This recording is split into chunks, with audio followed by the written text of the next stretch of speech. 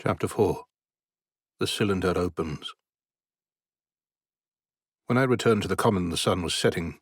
Scattered groups were hurrying from the direction of Woking, and one or two persons were returning. The crowd about the pit had increased and stood out black against the lemon yellow of the sky. A couple of 100 people, perhaps. There were raised voices, and some sort of struggle appeared to be going on about the pit. Strange imaginings passed through my mind. As I drew nearer, I heard Stent's voice. "Keep back! Keep back!" A boy came running towards me.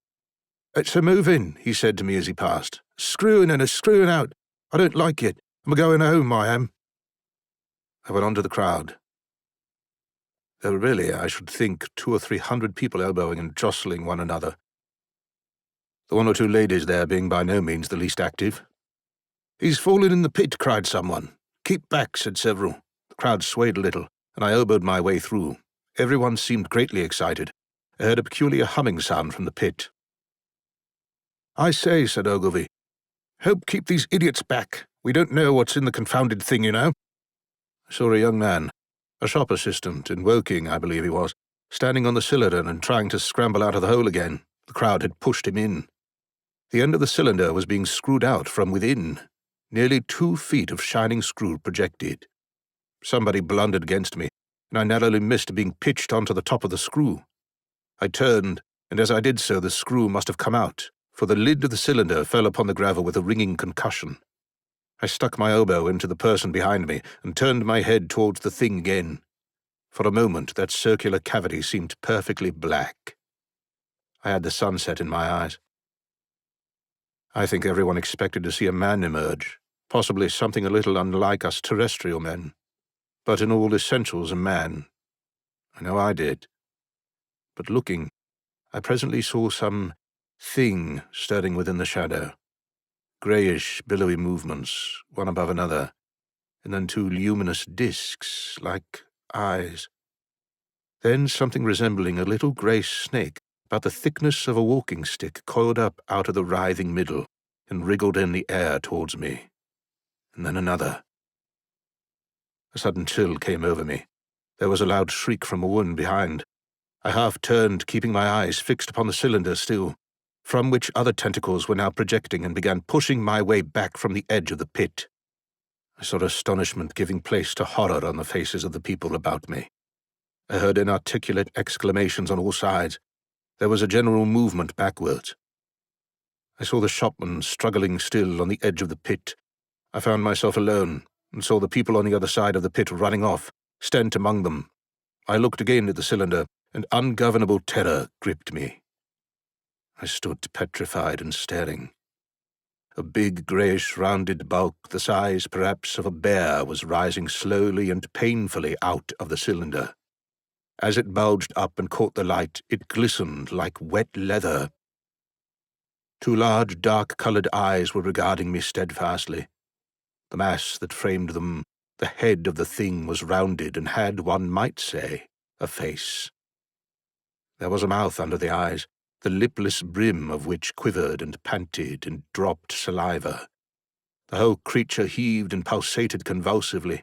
A lank tentacular appendage gripped the edge of the cylinder, another swayed in the air. Those who have never seen a living Martian can scarcely imagine the strange horror of its appearance. The peculiar V-shaped mouth with its pointed upper lip, the absence of brow ridges, the absence of a chin beneath the wedge-like lower lip, the incessant quivering of this mouth, the gorgon groups of tentacles, the tumultuous breathing of the lungs in a strange atmosphere, the evident heaviness and painfulness of movement due to the greater gravitational energy of the earth. Above all, the extraordinary intensity of the immense eyes were at once vital, intense, inhuman, crippled, and monstrous. There was something fungoid in the oily brown skin, something in the clumsy deliberation of the tedious movements unspeakably nasty. Even at this first encounter, the first glimpse, I was overcome with disgust and dread. Suddenly the monster vanished. It had toppled over the brim of the cylinder and fallen into the pit with a thud like the fall of a great mass of leather. I heard it give a peculiar thick cry, and forthwith another of these creatures appeared darkly in the deep shadow of the aperture.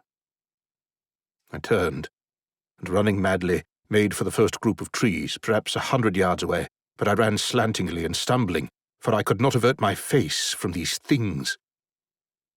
There, among some young pine trees and furze bushes, I stopped, panting, and waited further developments.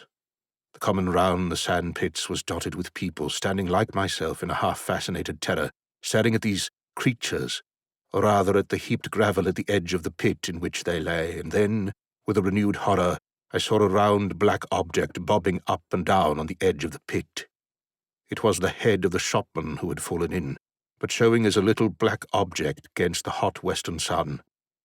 Now he got his shoulder and knee up, and again he seemed to slip back until only his head was visible. Suddenly he vanished, and I could have fancied a faint shriek had reached me. I had a momentary impulse to go back and help him that my fears overruled. Everything was then quite invisible, hidden by the deep pit and the heap of sand that the fall of the cylinder had made. Anyone coming along the road from Chobham Woking would have been amazed at the sight. A dwindling multitude of perhaps 100 people or more standing in a great irregular circle in ditches, behind bushes, behind gates and hedges, saying little to one another, and that in short excited shouts and staring hard at a few heaps of sand.